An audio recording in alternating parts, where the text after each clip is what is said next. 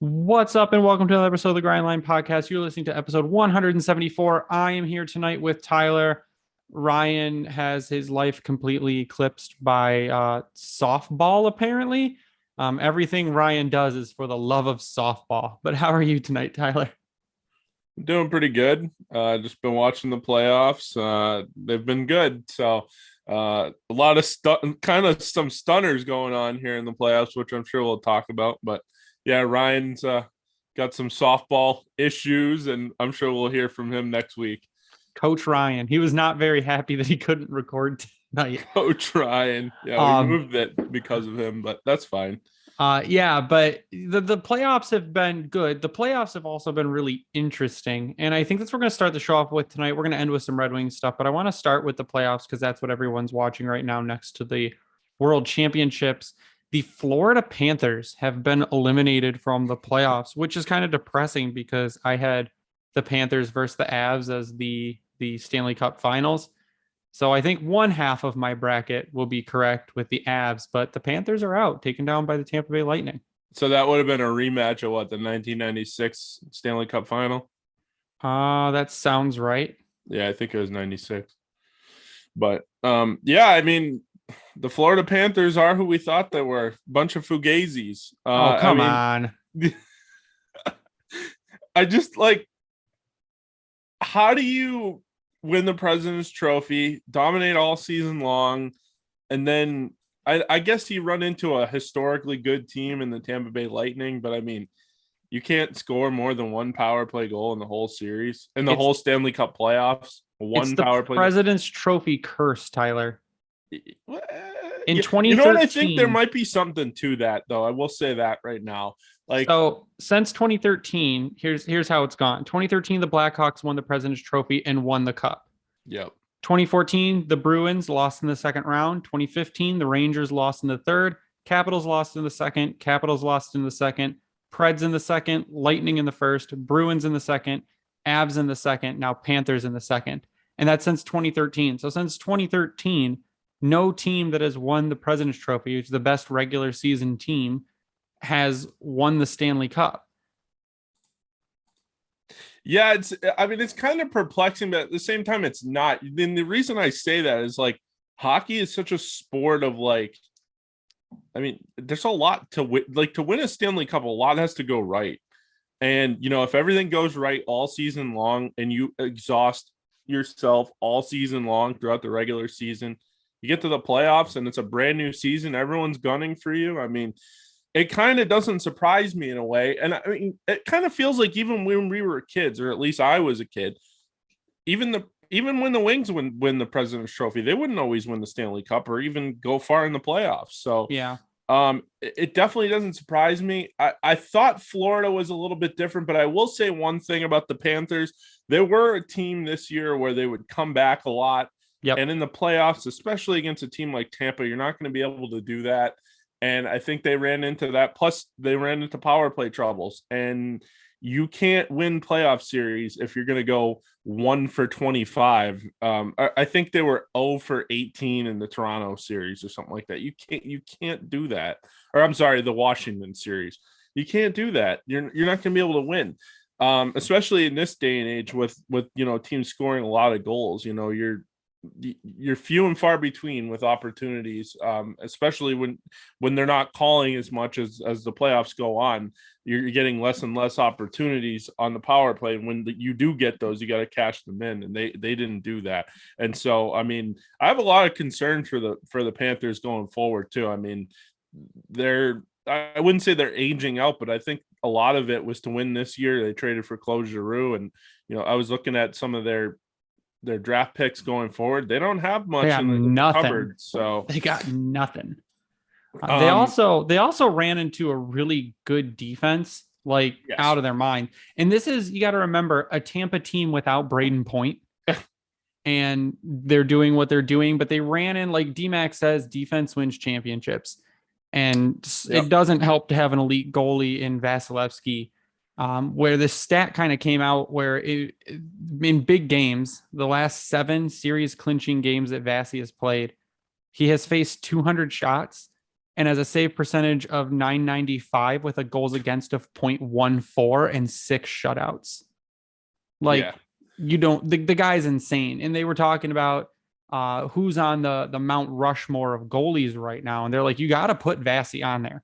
Like, even at this point, he's not retired. You have to put him on there. No, Greg, you have to put him on the Mount. If they win the Stanley Cup again this year, he's only 27. Let's pump the brake. He's only 27. When it's all said and done with him, he may be the best goalie of all time. And that might not be a stretch to say that. You think Hasek would get mad that you said that?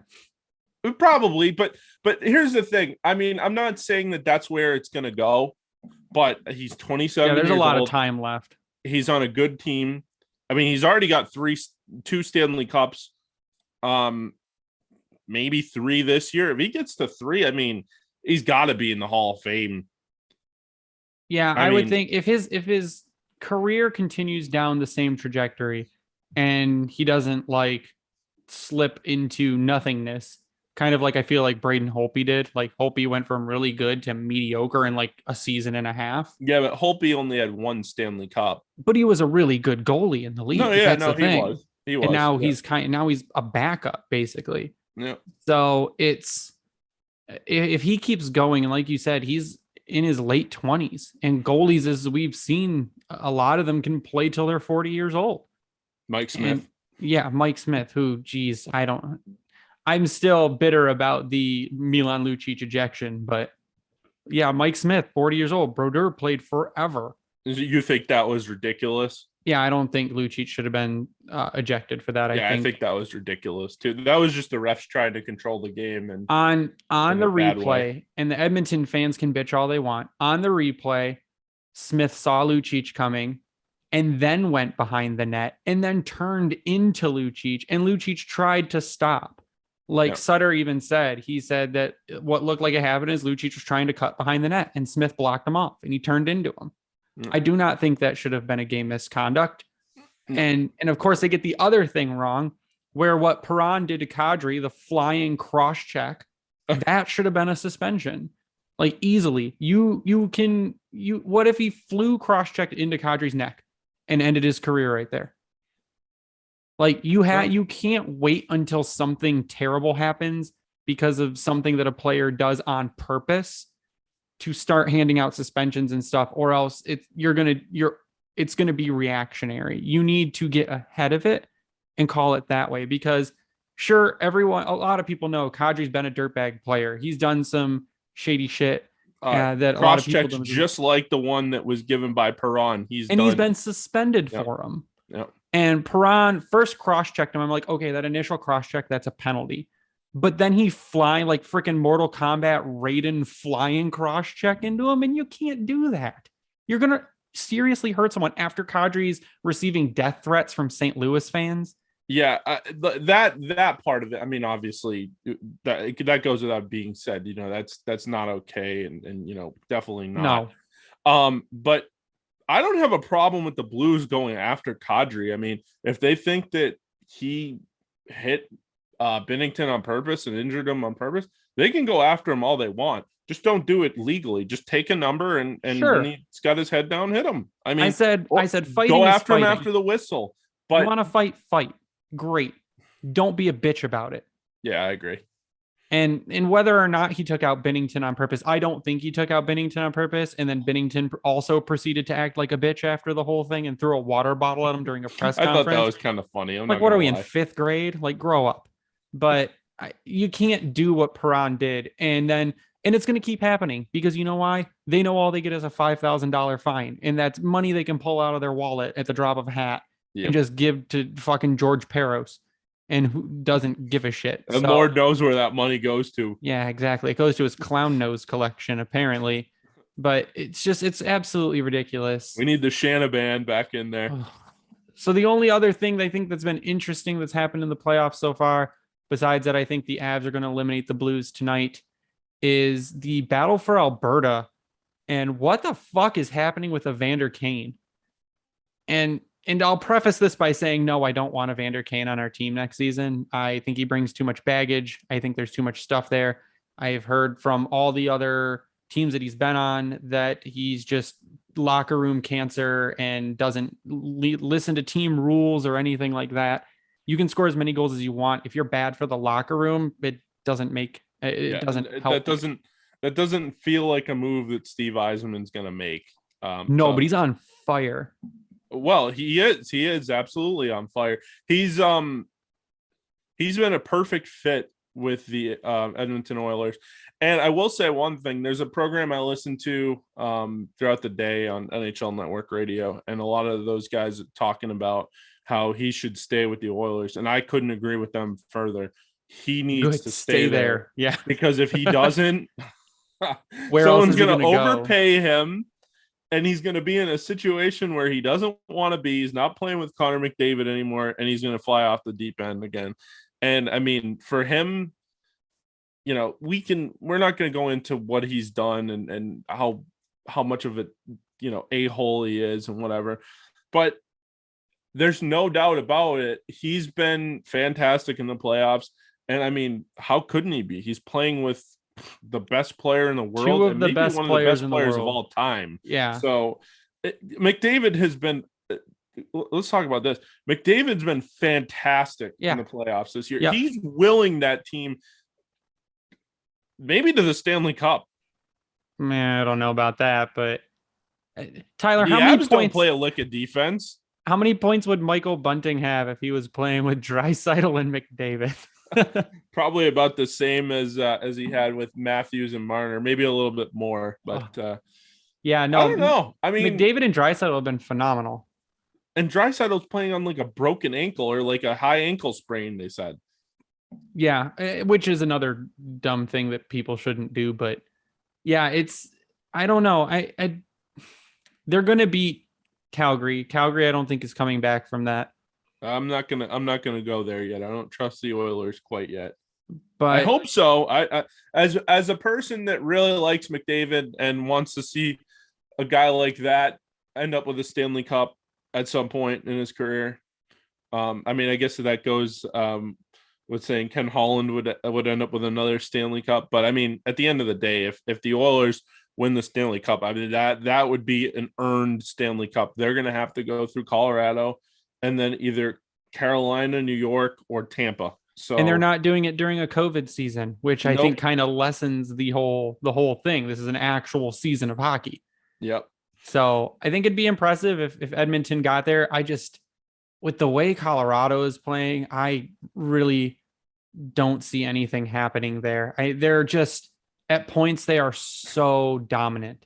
Well, see, but yes and no. I think that series would be wildly entertaining if you like fire wagon, fast, up and down hockey, all offense. If you're a Daryl Sutter or you're an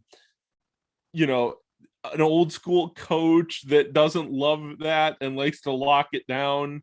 Like a Barry Trotz defense first hockey. Yeah, you're not going to love that. You're not going to love that. But, I mean, that would be insane. That series would be insane. And then I think a lot of people, I would say it's probably a 50-50 that this happens. But I think a lot of people are really rooting for a Colorado-Tampa Stanley Cup final.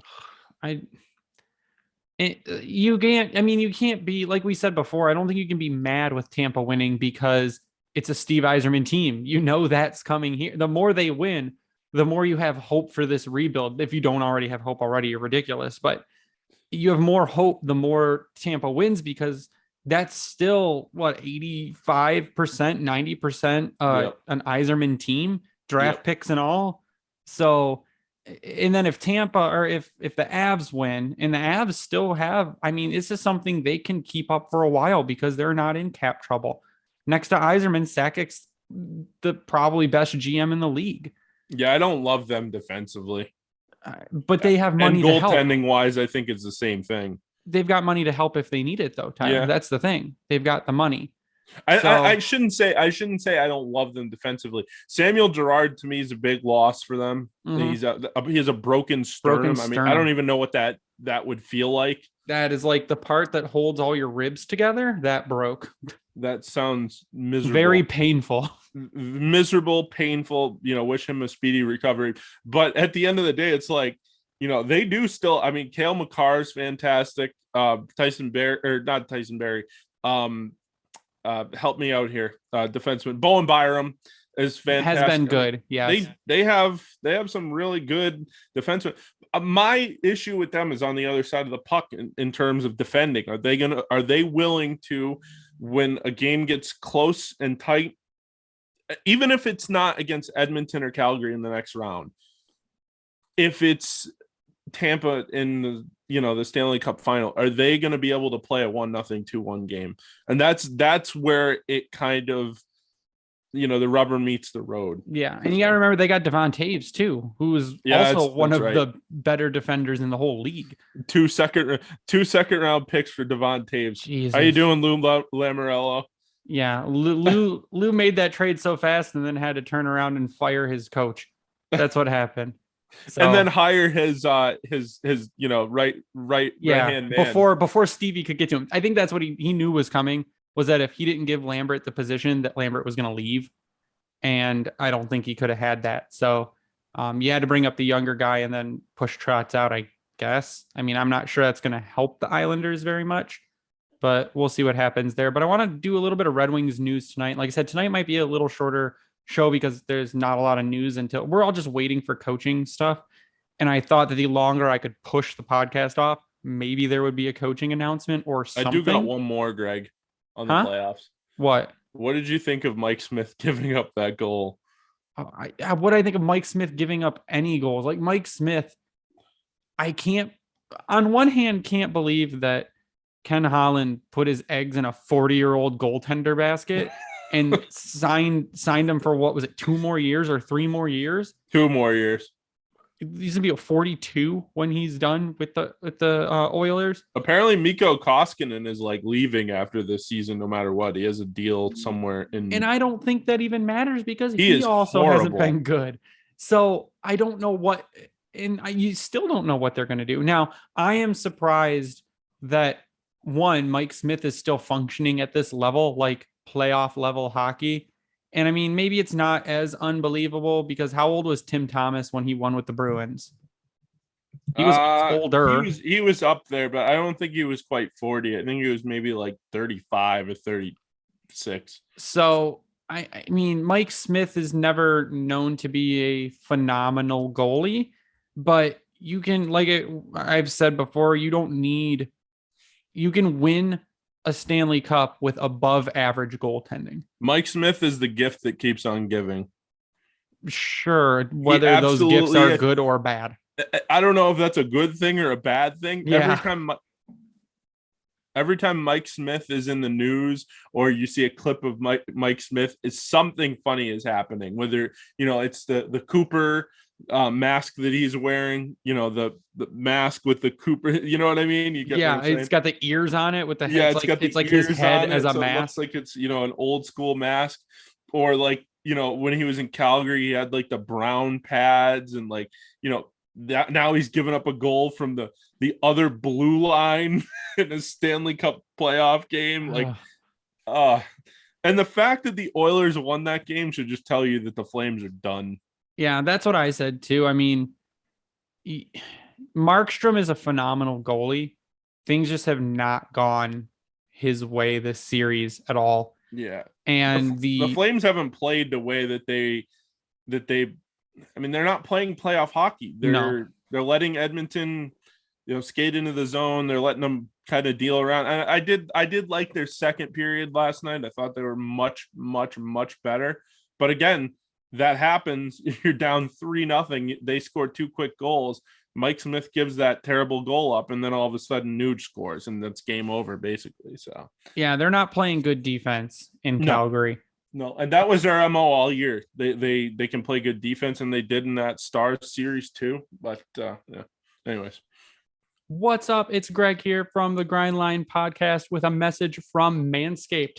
Growing out your playoff beard, let that thing loose up top, but our friends at Manscaped are here to help you avoid a jumbo Joe downstairs. The global leaders in below-the-waist grooming want to save your hockey pucks from a slap shot in crunch time this playoff season. 4 million men worldwide trust Manscaped to prepare them for the Stanley Cup. Join them and go to manscaped.com for 20% off plus free shipping with the code GRINDLINE. Shaving your balls starts with the perfect package for your package, the Performance Package 4.0 from Manscaped. The Lawnmower 4.0 is waterproof and has a 400K LED spotlight when you need a more precise shave. The Weed Whacker nose and ear hair trimmer is also included in this package, which is also waterproof, uses skin-safe technology, so you can keep the unnecessary roughness on the ice where it belongs. There is no more pinching. There is no more pulling. There's no more crying because you're ripping out your nose hairs. Shaves them clean off with no issues at all whatsoever. The Crop Preserver is an anti-chafing ball deodorant to keep your balls sticking to your legs from end to end. No one will be chirping you anymore. The Crop Reviver is a spray-on toner for your balls. It's made with soothing aloe and witch hazel extracts that will give your balls a boost. Manscaped even threw in their Shed travel bag. Amazing bag, super soft, has just enough room for all the tools plus some extras. It's not too big. My problem is generally that the bags are too small and cannot fit everything, so I end up throwing extra stuff in a backpack. This bag is just the right size. The boys will be buzzing this Stanley Cup lineup from Manscaped. Get 20% off plus free shipping with the code GRINDLINE at manscaped.com. That's 20% off plus free shipping with the promo code GRINDLINE at manscaped.com. Don't be a goon fighting your bush with the wrong trimmer. Choose the right tools for the job this playoff season with Manscaped. So I want to move on to a little bit of Red Wings news. Like I said, we don't have a super long show tonight because there's not a lot of stuff. We were waiting for coaching stuff, and I tried pushing it off to wait for coaching, and nothing has happened. But we got a little bit here. Simon Edvinsson has been named the Elite Prospects Award for the best junior in the SHL. I mean, Edvinson's been phenomenal. The person to win it last year was Mo Seider. Edvinson has 2 goals and 19 points in 44 games in the SHL this season. And in the playoffs, he had 2 assists in 5 games. So he's had a good season. I mean, again, he just won the Elite Prospects Best Junior Player in the SHL. And he projects, as we all know, as a top pairing defenseman. He could be Mo Seider's pair next season. I'm not sure they'll throw him right into the top like they did with Seider, because technically Seider did have that extra year. He went from Grand Rapids over to Rogla, and I think Edvinson has a really good shot of just stepping into this lineup. We don't have much on the left side, so it's possible he could go right to the top, but I think they might start him on a second pair and ease him up. Kind of like what they did with Seider, where Seider by 10, 15 games in was on the top pair consistently. Yeah.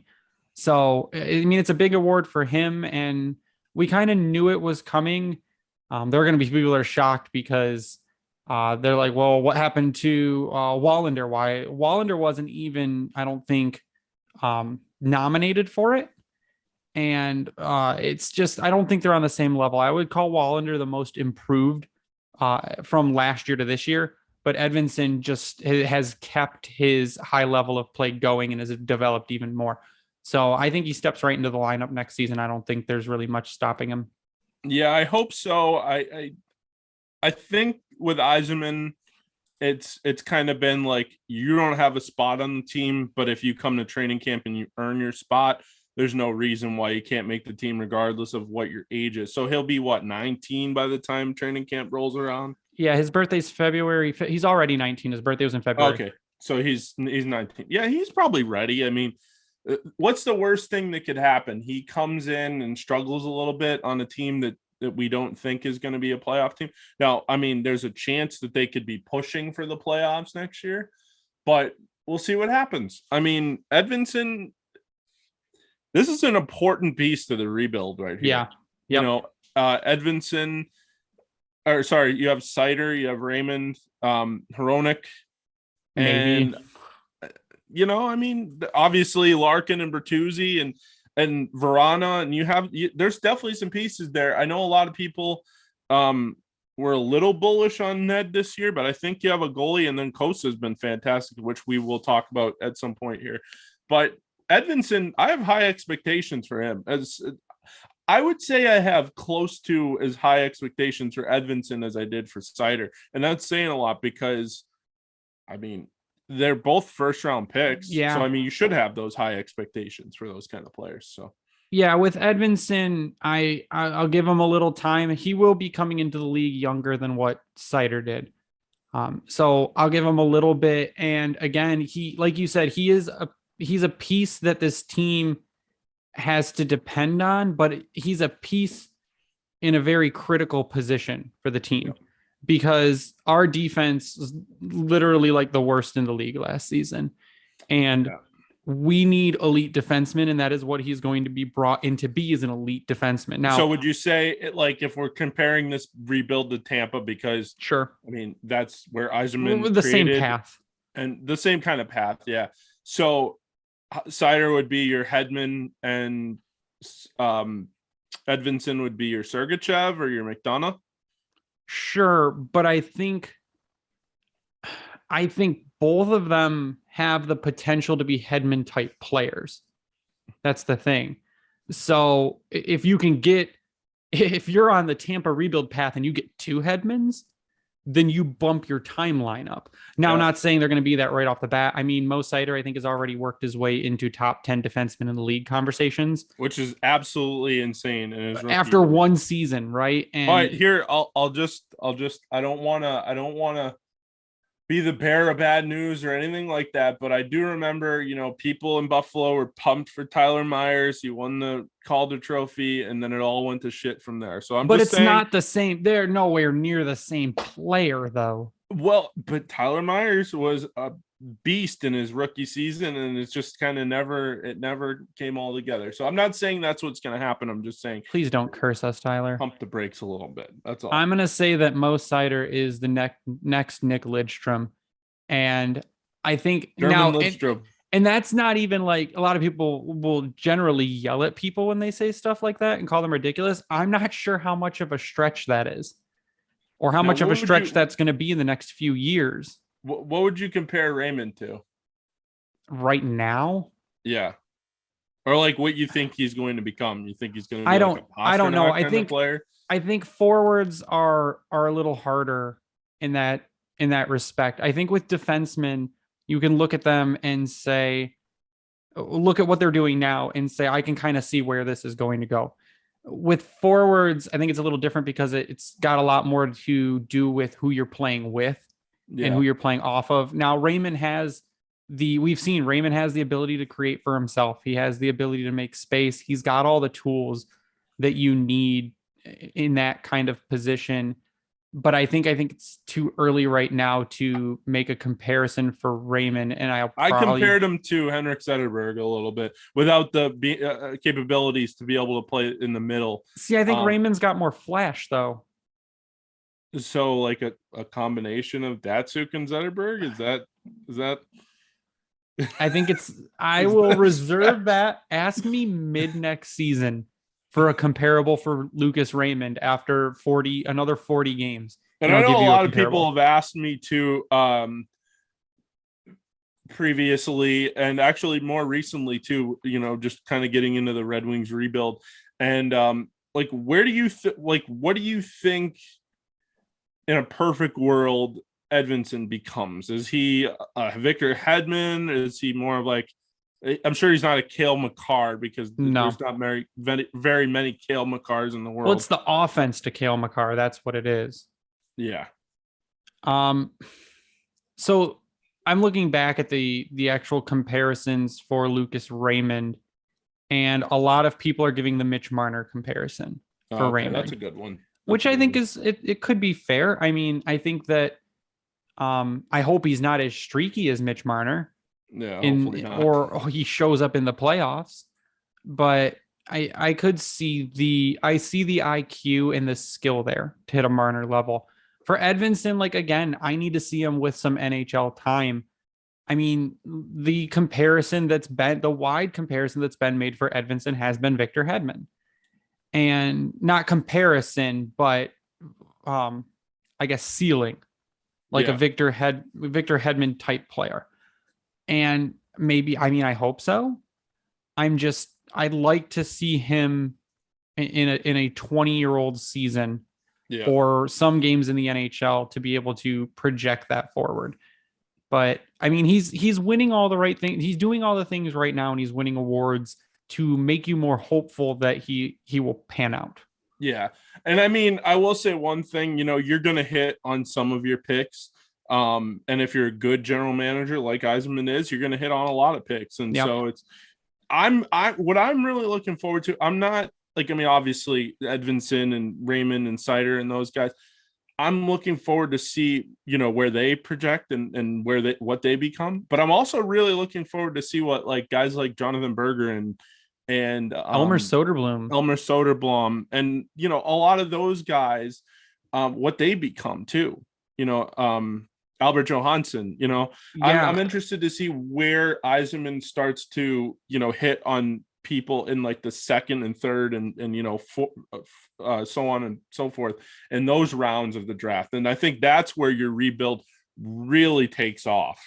Well, this is kind of like the conversation we were having on Twitter.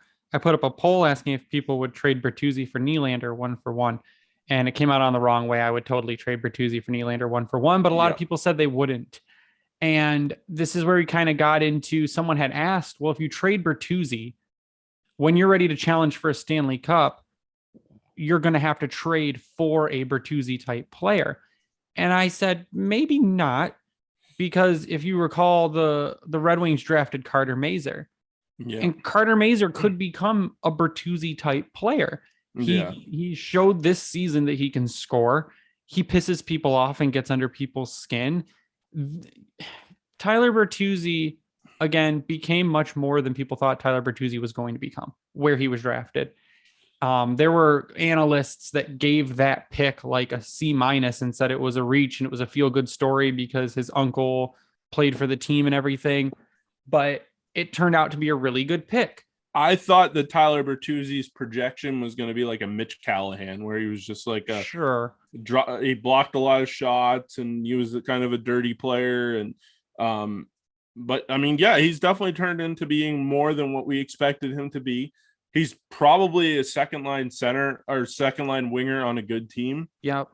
But I would trade him for William Nylander tomorrow. But a lot of people try and they get too attached, and they get attached to players like Bertuzzi because they remind them of old time hockey, which is great. Whatever.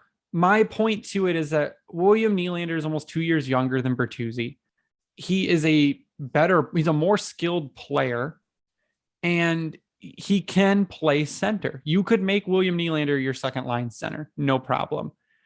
And I think the part of it is that people like to, it's the same people that are like, we need to win, we need to get better, but you can't get rid of my favorite player. You can't get rid of Tyler Bertuzzi because he's the spark plug to the team and all this stuff. But when the time comes where the Red Wings are actually ready to compete, Tyler Bertuzzi's style of play does not lend to being good for a long time. Sooner or later, he's going to wear himself down. And when you're ready to compete for a cup in 5-6 seasons, Tyler Bertuzzi is going to be over 30, over about 32 or 33. And I don't think he's going to be at the same level. I don't think Tyler Bertuzzi can stay at this level for a very long time, especially after having surgery. When you think about it too, like Bertuzzi, I like Bertuzzi. I do. I think he's a good player. I don't think he's worth a ton of money, to be honest with you. But I think if Toronto comes calling and they're like, yeah, we want Tyler Bertuzzi, we want a player like Tyler Bertuzzi. And actually, by the way, some good news, if you're a Red Wing fan and you are kind of hoping about this Toronto trade, Tom Wilson's out for a while. I guess he just got surgery on the torn ACL. So Tom Wilson's going to be out a while. That's another Washington could call for him. Well, exactly. That's a lot of people were saying that the Leafs need a player like Tom Wilson. Well, if he's having surgery, then if he's kind of damaged goods, do you, as the Red Wings, go to Kyle Dubas and the Toronto Maple Leafs and say, hey, I have a Tyler Bertuzzi that could fit that same mold for you? And like you said, Bertuzzi is won't be a player that what's the word I'm looking for? It won't be a player that is going to be long for this league, and it kind of fits more into what Toronto is trying to do in this window that they have. And where William Nylander, I mean, he could help us now and he could help us also down the road too. So yeah, I just think there's a good fit there. at this point, people and the other people are saying that what do you do by making this team softer and getting Nylander? Because they say that Nylander gives up on play. Look how he gave up in the playoffs, and Tyler Bertuzzi gave up on several plays this season, and they're like, well, Nylander can't go to the corner and get pucks. Who's going to get pucks for him? Like the other people on his Steve line? Eisenman's not going to trade for him if he's not going to go in the corners and get pucks. So and then the other thing that's kind of the whole wrench in the situation is, does Canada by next season lift their travel restrictions, or does the NHL get afforded a work waiver exemption or whatever, so that Bertuzzi could go back and forth over the border without having to quarantine? Right. I guess that all depends on how this summer goes. But I mean, I can't, if the trade happened and Kyle Dubas calls and he says, listen, we'll give you William Nylander for Tyler Bertuzzi, I think that's an automatic yes. Yeah. I think you take that deal. I mean, maybe you get an extra with a bad contract from Toronto. So maybe they give you Nylander and a pick and a bad contract. And some people are saying Peter Mrazek. I don't want Peter Mrazek back, but maybe you can turn it into a deal like that where you add a piece just to relieve the cap from Toronto for a bit and get some stuff back. But that's where I was kind of headed with that one. I'd be And okay with people it. shot I down. mean, or do you trade Bertuzzi to Toronto and get William Nylander, help them with the salary cap, and also take one of their young defensemen? Maybe. I guess it depends what happens there. Liljegren or they're probably not going to trade you Sandin, but maybe Liljegren. You would have to figure out how to do it. I mean, do you take Nylander and eat half of Bertuzzi's salary? I mean, Bertuzzi's only got a year left on his contract. Yeah. I mean, you could take a cap dump player plus a prospect and or a young defenseman and do it that way. And maybe that's how something gets done. If anything gets done, I mean, there's still time. And like I said, I don't hate Bertuzzi. I'd be absolutely fine if Bertuzzi gets re-signed. I just don't think he fits to the effectiveness that he currently is in the timeline for winning a cup. Is he just a better Justin Abdelkader? No. Bertuzzi is like a less angry Brad Marchand, maybe like Brad Marchand light. But it's Brad Marchand light. But I don't. He's not a Justin Abdelkader. No, I think Michael Bunting's a Justin Abdelkader. I think Justin Abdelkader would have never even got that deal if he didn't play with 13 and 40 on the first line. So Ken Holland was a sucker for homegrown talent, or lack of, for a better term. Well, speaking of homegrown talent, there's one thing that I've really been impressed with in the playoffs this year. And one guy that I would really like to see Yzerman extend himself for if he can't swing a trade.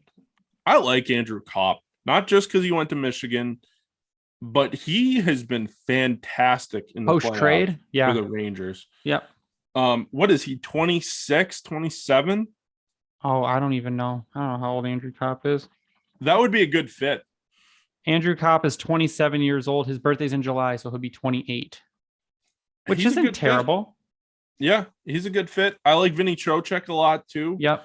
That's probably going to cost you a lot, but even Kopp's probably going to cost you a lot.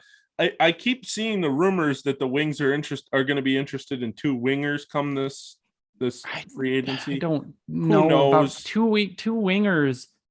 I mean, that's space that you don't even really have right now unless you dump people. Well, I mean, what if you were to bring it? Let's just say hypothetically, you were to bring in Trocheck and Kopp, so that way makes somebody expendable. That's two centers, Tyler. The Kopp can play the wing a little bit too, and so can Trocheck. Sure, any center can play wing. Not any wing can play center. But I mean, if Yzerman's trying to accelerate the rebuild, as people say, bringing those two guys in or something like that, and then trading some of your young talent for a defenseman. Maybe. I mean, I don't think he's going to go deep into his farm system or anything like that, But I mean, if you can get a Cop and you can get a Trocheck under a decent contracts, and you can bring in a 27-year-old defenseman on top of Simon Edvinsson and Mo Sire, I mean, now you're cooking with fire, I think. Now right now Andrew Kopp is making $3.64 million. Yeah, it's gonna probably go up to five or six. Probably around 5. I would say 5. Yeah. It's Yzerman. No one has any fucking idea what he's going to do. No one ever has an idea of what he's going to do because he traded for Robbie. Oh, that's another thing. Robbie Fabry will be back next year at some point. Yep. So yeah, Yzerman is a wizard, and if anyone says they know what Yzerman's doing or they say Yzerman has these plans, they're full of shit. They have no idea. Remember he traded for Robbie Fabry at like 2:00 in the morning? Yeah, Jacob De La Rose for Robbie Fabry, 1-for-1. We need another one of those trades. That's what we need. The last thing we kind of want to cover tonight is the Detroit Red Wings at the World Championship preliminary rounds here.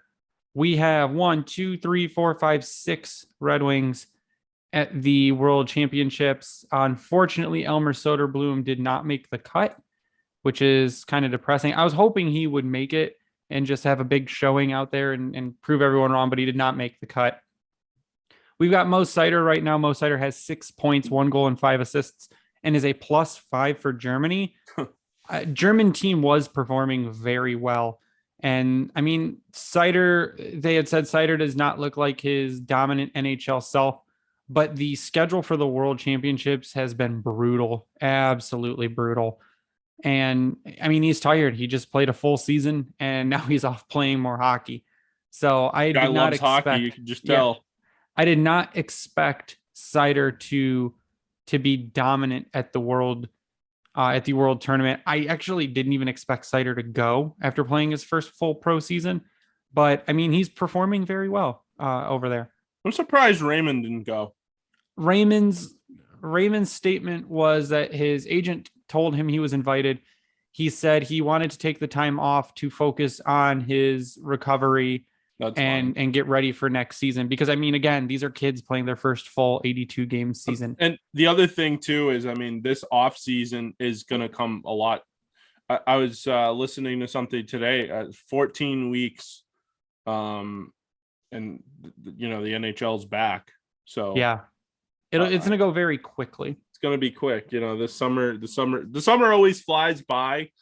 Especially if you like other sports and you like watching other sports, like, you know, baseball's here, and then all of a sudden college football and the NFL start, and then shortly after hockey starts again. So, yeah, I mean, I'm fine with Raymond not going. I kind of would have liked to see him compete, but again, this year's kind of weird too, because you don't see like the Sidney Crosbys, or you don't see like the you know, Evgeny Malkin's, obviously not Russia right now. Well, they're aging out, Tyler. But yeah, you know, a lot of those guys aren't there. But even like the superstars, like Jake Kensel is not playing for Team USA, and like, you know, it's a little bit different than it's been previously. You know, usually you have like Ovechkin will go and play for Russia, and you know, obviously for obvious reasons he can't do that right now. But I think the biggest addition to Sweden was like William Nylander or Nick Backstrom. Yep. So. Yeah, I know Nylander went to play. I think we'll see more of that when they because they had talked about it, bringing back the World Cup of Hockey, and it's going to happen again. So I think we'll see more in that respect when they do bring the World Cup of Hockey back. Yeah, we'll see a lot more of the NHL player, the big NHL players in it. I think the World Championships is good for like young players, like especially like Larkin. When he first came up, he only played a little bit in the AHL, and then he went and played at the World Championships. It's good for players like that. And then like obviously like older players that just want to play more hockey, that play for terrible teams like the Coyotes and the Kraken, and you know, or they play in the KHL, or they play in some weird Nordic league somewhere. Pia Suter, playing for Team Switzerland, has 3 goals and 5 assists for 8 points and is a +4. Pia Suter is showing off at the World Championship. He was good this season. I didn't have any issues with him. He was solid. I am kind of excited to see another year of P.S. Suter under a different coach.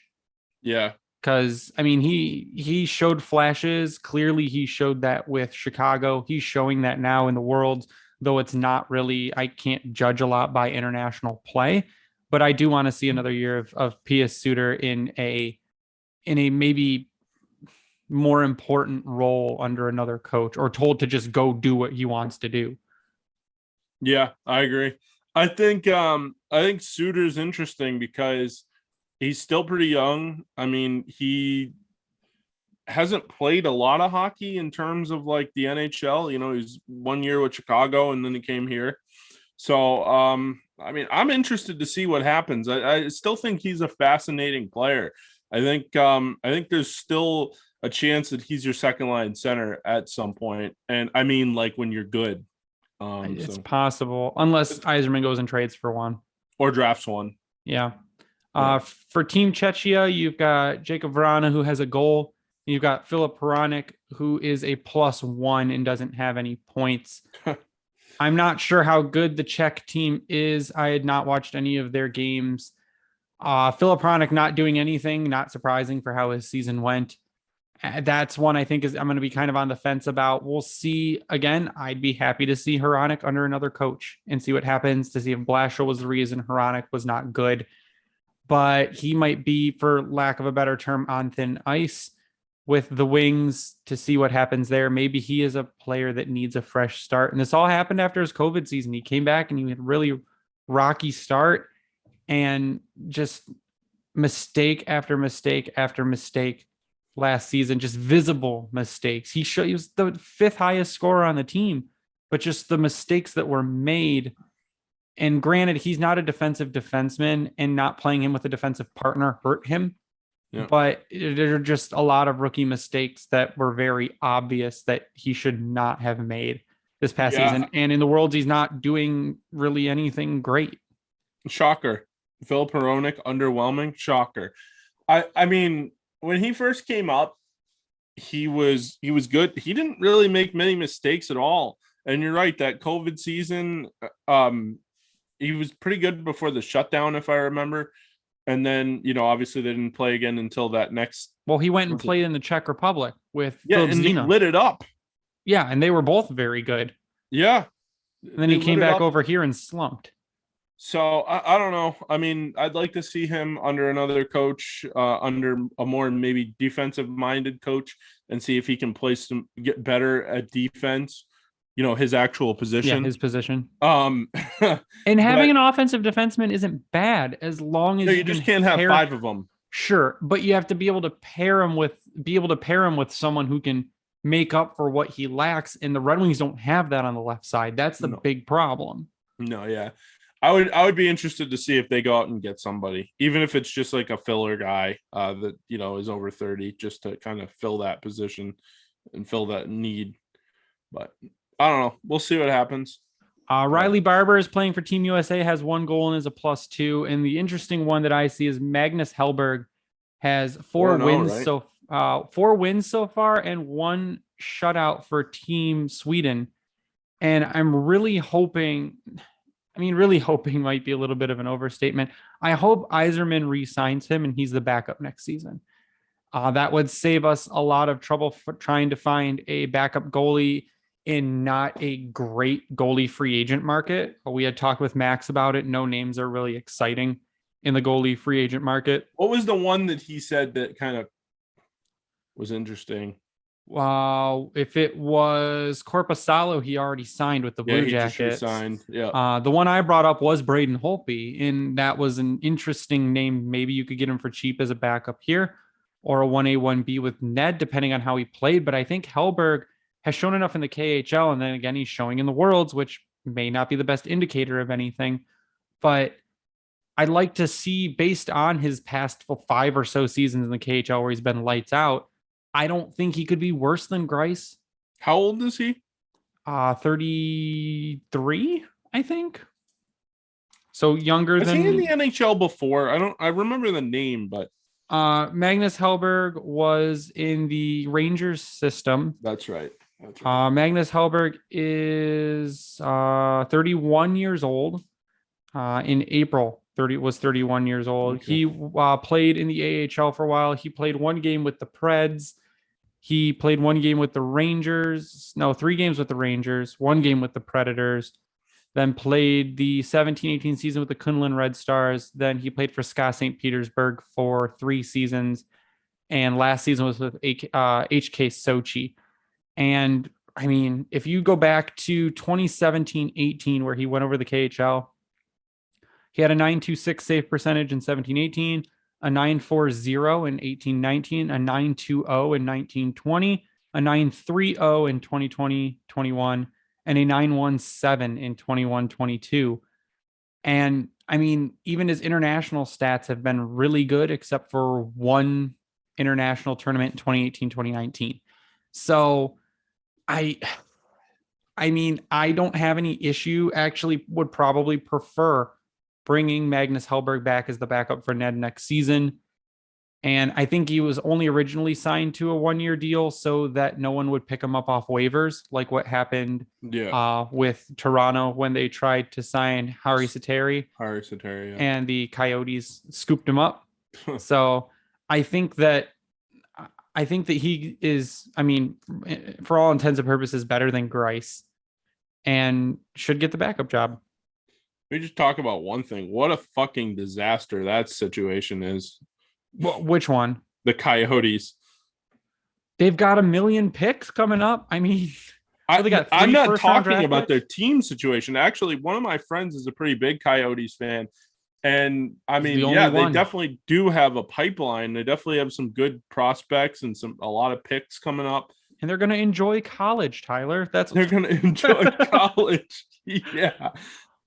What does that arena hold? Like 4,500? Holds 5,000, but that's not NHL capacity. NHL capacity is lower than full. So, I mean, to me, it's a lot of people are like, it's not embarrassing. Imagine how that atmosphere is going to be. I'm like, to all other professional leagues, that's embarrassing. It's completely embarrassing. Yeah, the only league that you can kind of compare that to is, sometimes on a Wednesday afternoon, you'll get a baseball crowd that's less than 10,000. Sure. I mean, my thing is that it's just, A's. I think it's embarrassing to have a professional team play like the next 3 seasons in a college arena. Why can't they just work out a deal with the city of Glendale and play at Gila River Arena or whatever? They don't want them there. Why don't they want them there? Because the owners, like, they missed a bunch of like tax payments. Ugh. They're late on payments. The product blows. They can't fill the capacity. There's just I thought their attendance was much better this year. I remember watching some games. No. How far were they down? Hold on. I looked think they were the worst in the NHL. No, because I think that was Ottawa. But which is embarrassing in its own. A Canadian market should never be last. Yeah, it was Ottawa and Buffalo. So home attendance for the Arizona Coyotes, the average attendance 11,601. I only have up. Okay, 2019-20 season was 14,605. The season before was 13,989. So I guess it's not absolutely awful, but you're moving to a 5,000 seat arena. How does that help you? Yeah, it doesn't. That's embarrassing. I mean, like I said before, they should be able to work something out either with Glendale or find another arena. You can't find another arena. What about the Phoenix Suns arena? They can't play hockey there for a couple of years. I don't think it's equipped, but if you look at Arizona's capacity, their arena holds 18,300 people. So they were under capacity by by a little shy of 4,000 people. I mean, that's okay. Especially for a team in the desert. See, here's the thing about the Coyotes. I don't think the NHL should move the Coyotes because I feel like if it could be in an area, I've talked to people that live out there. Actually, one of my good buddies moved out there. He's a Yotes fan now. And he said if they moved that team to Mesa or Tempe or somewhere like that, and they built a new arena in that area, or if they moved to Phoenix where they actually should be, they would get decent attendance because they have college students there. They have a decent amount of people there. I mean, Phoenix in itself is a pretty big city, so I mean, they would get attendance. I'm pretty sure their attendance was decent back in the day when they were actually in Good Phoenix when in they first Shane moved from Doan Winnipeg. days. So, I mean, the reason I say it's like, a lot of people want to just say move them to Houston, move them to Quebec City, move them wherever. They should stay in Arizona. I think that's a good thing. We wouldn't have Austin Matthews perhaps if there was no Arizona Coyotes. So I mean, there's an example of it actually working, and especially if they can figure out a way to get a new arena in a decent area where, how far Glendale is from Phoenix? It's like 40 miles or something like that. And the traffic from Phoenix to Glendale is insane. So it's like, it's hard for people in Phoenix to get to a game at 7:00 on time. It's so, I don't know. I don't know what you do with that situation. Like I said, it could be easy and just say move them to Houston or move them to Quebec City where they already have an arena built. But I don't know. I mean, that arena in Quebec City was built, I think, in 2015 or something like that. It's not old at all. Yeah, it's not old at all, and it holds 18,000. So it's an NHL arena basically, and that's why it's there, because eventually they will get a team. So. Yeah, I think there was talk of the Coyotes talking to Tempe about building an arena, but I pulled up the stats for the 2021-22 attendance for the NHL. The 11,000, I think. top three teams were Tampa, Washington, and Minnesota with 100% attendance. Actually, Washington and Minnesota were over 100% attendance. Same with Nashville. If you look at the bottom 5 teams, we're going Vegas Winnipeg, San Jose, Arizona, Buffalo, and Ottawa. Ottawa was at 47% attendance. Buffalo was at 53. Arizona's past season 67% attendance with 11,601 average. And that's with bad. The Canadian teams, though, you got to keep in mind that they were shut down because of COVID for a little bit too. Sure. Detroit came in 15th with 87% average attendance of 16,984. That's still representative. That's home attendance. Yeah. That's home attendance. So, if you look, the other thing I was just looking at, and we got a little bit of news from Max Boltman as we're recording. Dylan Larkin has switched his representatives to Matt Williams, Pat Brisson, and CAA. So Larkin getting a new agent just in time for his contract extension, hopefully this summer. So he's gearing up. He's getting ready. You think that'll happen? I think so. I don't think there's any reason to wait. I think there's pluses and minuses to waiting. You could wait and hope that Larkin does not repeat his point per game season and you get him for cheaper, or you could wait and he could do his point per game season or more again, and then you have to pay him more money. So I would just pay him now. Lock him now. And you lock him up while he's a year younger. I think that's probably the smart move. You think there's any chance he walks? Larkin, absolutely not. No, yeah, I think there's anyone on this team, Larkin is the lowest chance of walking on a contract year. I don't think so. I mean, he's a homegrown guy. I mean, not that really matters at the end of the day. It's still a business, and so he's made it his team. That's the big thing. Yeah. He's turned the Red Wings into his team, so I don't think there's any chance that he walks. And he's been, he was with the Wings at the end of the really good, and he's been with them since, through the really, really, really bad and dark times. And now he's with the Wings where it's starting to ascend again. Yep. Yeah, I think he's here for the long haul. If there's anyone on this team that retires, well, any older player on this team that retires a wing, I think it's Larkin. And that's really the only one I see right now. It's too early to call on Raymond and Sider. I mean, Sider is another one that would probably put my money behind because you're going to do everything you can to keep him and make him your franchise defenseman. But I think Larkin, as of the older generation of Red Wings players right now, I think Larkin's probably the one. But I think that's where we're going to end it tonight. I want to get your final thoughts before we sign off. So my final thoughts are, the playoffs have been good.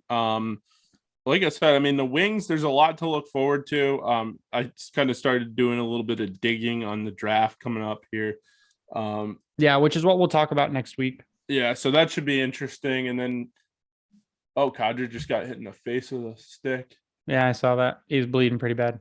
Is he? Nose bleeding? No, maybe not. Red face. Interesting. Anyways, yeah, no, so my final thoughts are, there's a lot to look forward to still here. The website's up now, which Yep. looks really good, Greg. Thank you. But yeah, no, like I said, there's a lot to look forward to, and this summer is going to be very interesting. I think it's going to be very active, to be honest with you, throughout the NHL, but also I think the Red Wings are going to be really active too, so that'll be interesting. But did you answer my poll? What's that? Did you answer my Twitter poll? Will the Which next one? Red Wings coach have hair? Yes, I did. I did answer, and I said the next Red Wings coach will have hair. 487 votes, 66.9. Nice percent of people said yes. The next Red Wings coach will have hair. What kind of hair though? I guess that's the real question. Yeah, other people asked where. You didn't specify where they would have hair. Or will they have hair before they start or when they leave? Well, we'll see. I don't know that coaching. Hopefully that shoe drops at some point. Obviously that's going to be something to look forward to too. Yep. Because then we can dive into stuff like that. But anyways, you can follow me on Twitter at SealDog91. Yeah, my final thoughts are going to kind of echo Tyler's. Is that watch playoff hockey? It'll be real interesting. And now that my bracket's busted, I don't have anything invested in it. Everybody's bracket's busted. Mine was busted when Minnesota was kicked out. But yeah, you can check out our cup. No, I had them going past the first round with how they did in the regular season. Well, they've now lost 7 straight first round series or something like that. They're slowly turning into the Red Wings in the Ken Holland era, end of the Ken Holland era. You can check out our website if you go to grindlinepodcast.com. I have syndicated news feeds there, so you can catch up on all your Red Wings news in one spot on our blog page. You can check out our episodes there. I put my edits and my movie posters and stuff that I make up there. There's a lot of cool stuff. There's a link to our merch. You can send us messages. We put a lot. I have updated the current roster right on the homepage. I'm going to have the season schedule. Everything's going to go up there. So go check it out, grindlinepodcast.com. You can also check out our merch just by going to redbubble.com and searching the Grind Line. I had a bunch of imposters removed this weekend where they stole my things and reposted them as their own, and I had all of them taken down. I was on a quest to be the only one with my designs up there.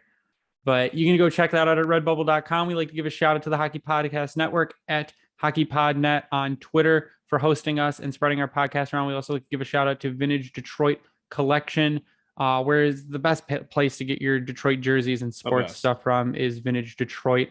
Manscaped, where if you use a promo code GRINDLINE, you get 20% off your order plus free shipping. If you use that same promo code on Howie's Hockey Tape, you get 10% off. And Bring Hockey Back, you get 12% off. But that's going to do it for us tonight. So for Tyler, I am Greg. You stay classy, Hockey Town.